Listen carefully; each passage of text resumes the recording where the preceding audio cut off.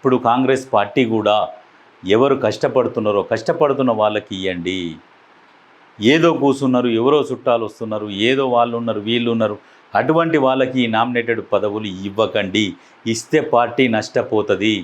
ఏదో అదృష్టం బాగుండి రేవంత్ రెడ్డి రూపంలో బాహుబలిలాగా వచ్చి ఇలా పార్టీని అధికారంలోకి తీసుకొచ్చిండు.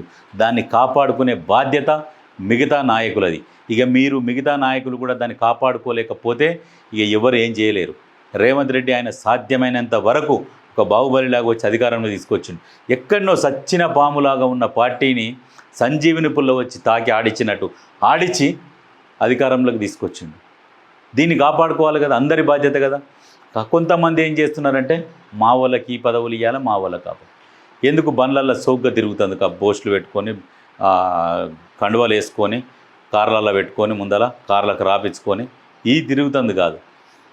ఎట్లయితే అధికారంలోకి వచ్చిందో అధికారాన్ని ఇంకొక 20 సంవత్సరాలు నిలబెట్టుకునే దిశగా కష్టపడి పనిచేసే కార్యకర్తలకు పదవులు ఇచ్చి ఆ పార్టీని కాపాడుకుంటే పార్టీ అందరినీ కాపాడుతుంది. అది దృష్టిలో పెట్టుకొని పనిచేస్తే చాలా సంతోషం.